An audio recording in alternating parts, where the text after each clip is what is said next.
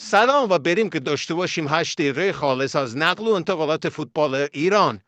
تازه از تنور در اومده علیرضا کوشکی و استقلال رسما دیروز با هم بس وینگر راست تیم گلگوهر که فصل موفق شده بود یک گل برای تیم سیرجانی به سر برسونه دیروز و استقلال بس. بریم به اصفهان جایی که شایعات به گوش میرسه که سپاهان مبلغ رضایت‌نامه خواسته شده باشگاه شمس‌آذر رو در قبال حسین گودرزی پرداخته و مدافع چپ تیم ملی امید رضایت آتی به اصفهان میده.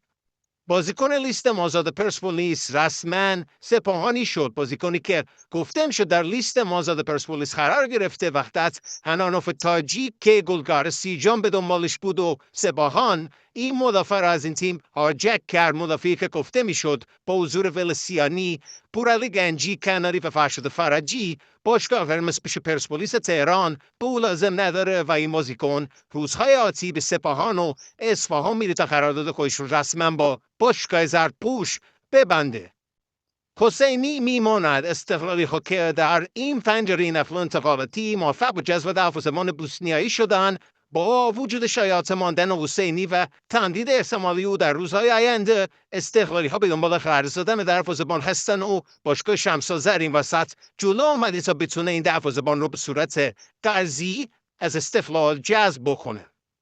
باشگاه سپاهان رسما نامه به باشگاه عرافی زد تا شرط جذب ابراهیم بایش عرافی آفک هجومی 24 ساله را جویش شود. اجرای سوگلی نقل و انتقالات برخی از تیم‌های اماراتی بود و حال سپاهان ایران هم رسما شرط جذب او را جویش شده. گزینه مطلوب باشگاه استقلال پیدا شد. مهاجم وینگر سابق باشگاه خطافه و بارسلونا منیر الحدادی 28 ساله و مراکشی گزینه واجب نکونام برای تقویت خط حمله استقلال. مهاجمی که جذبش برای استقلال پولی نداره اما دستمزد زیادی میخواد و یه جورایی در طول یک سال و در کل اگر بخواد استقلال باش قرار داده یک ساله امضا کنه برای باشگاه حدود 100 میلیارد هزینه خواهد داشت. بعد ببینیم واکنش فرشید سمی که دیگه رسما مدیر عامل استقلال شده به این بازیکن چی و آیا جذبش میکنه برای جواد نکونام یا نه. در صورت جذب این بازیکن یا میتونه در سمت چپ خط حمله و یا میتونه در مهاجم نوک در کنار بلانکو بازی کنه. پس از گذاری استقلال با هلدینگ خلیج فارس آب پوشان امسال برای نخستین بار تحت مالکیت جدید و خروج سایر وزارت ورزش در مسابقات مختلف میدان می‌رود که بدون شک مهمترین رویداد پیش روی آنها لیگ نخبگان آسیا است که اولین فصلش این فصل قرار اجرا بشه. استقلالی هایی که پس از ناکامی در فصل گذشته به دنبال جبران این موضوع و قهرمانی در لیگ هستند. طبق اعلام فدراسیون استقلال میتواند تا سقف 425 میلیارد در لیگ امسال هزینه کند که البته باید با احتساب پاداش‌های حضور در لیگ قهرمانان و همچنین ترانسفرهای احتمالی این عدد افزایش یافته و احتمالاً به حوالی 500 میلیارد تومان برسد.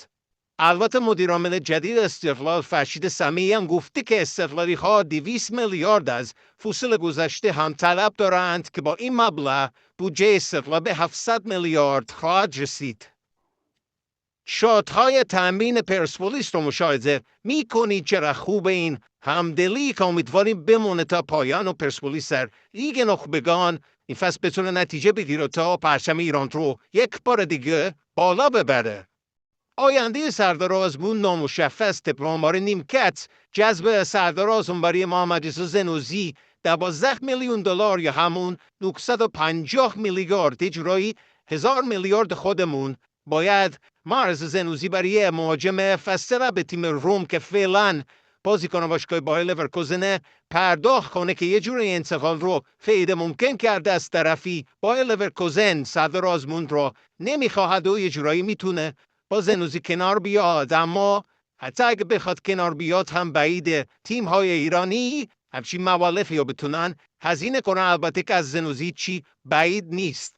سوال اینجاست چرا اینیستا نه؟ یکی از هواداری مطرح پرسپولیس توییت زده و گفته آیا درویش اینیستا رو جذب کن تا ببخشیمت. اندسی نیسته که بازیکن آزاده و خیلی مبلغ زیادی رو پرسپولیس نباید بپردازه بهش و میتونه راحت با بستنی قرارداد مطمئن این بازیکن 1 سال به ایران بیاره، بازیکنی که خیلی میتونه به کمک پرسپولیس بیاد، مخصوصا در لیگ نخبگان، در شرایطی که پرسپولیس الان هافبک خیلی فلاحی نداره و بعد از جدایی میلاد سلک پرسپولیس به همچین بازیکنی نیاز داره. البته که طبق آمار ترانسفر مارکت احتمال جذب این بازیکن فقط 8%، اما هیچ چیز غیر ممکن نیست. یه مصاحبه غیر رسمی از رامین رضاییان به تازگی بیرون اومده که گفته استقلال برای من یه شروع دوباره است. امیدوارم خوش بدرخشم و کاری هم به پرسپولیسی بودن هم نداشته باشید. من صدمو برای هر باشگاهی که توش یک فصل باشم میذارم، چون من رامین رضاییان هستم و فقط به دنبال پیشرفت و آینده بهتر هستم. حمید حسین جدی مدافع فصل گذشته زوباهن 1 فصل دیگه با این تیم تمدید کرد. تراتور زنوزی شرایط جذب احتمالی ووکوویچ پدیده و بازیکن فصل قبل لیگ بوسنی وینگر 20 ساله رو بررسی میکنه که در شرایط عدم جذب علی قلی زده ملی پوش ایرانی این بازیکن به تبریز بیاید. مدافع پولساز پرسپولیسی ها رسما به الوکری رتر پیوست، بازیکنی که یه جورای غیر رسمی خبرش، اما همه میدونن که به ایران نخواهد اومد و به خود قطر میره تا قراردادش رو با الوکری امضا کنه. باشگاه پرسپولیس به صورت ناخالص از جذب این بازیکن و از فروشش 70% سود میبره که فوق‌العاده است این آمار در یک نیم فصل.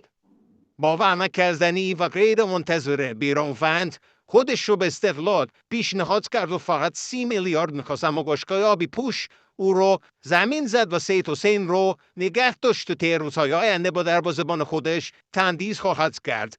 در صورت صحت این خبر واقعا که بیرانوند رنگ و بوی پرسپولیس رو نخواهد دید.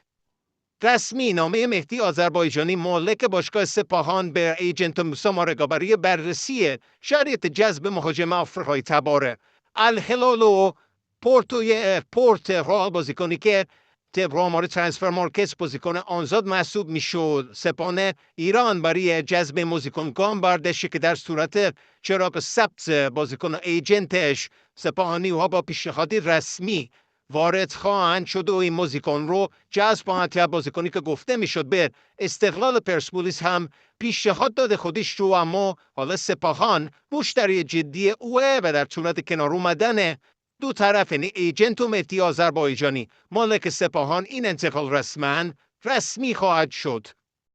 مرسی که با اولین ویدیوی کانال خودتون همراه بودید. در صورت لزوم و علاوه شما میانگان عزیز، فردا ویدیوی اخبار فوتبال خارجی هم در چنل گذاشته خواهد شد. دوستان شما فعلا خدا نگهدار.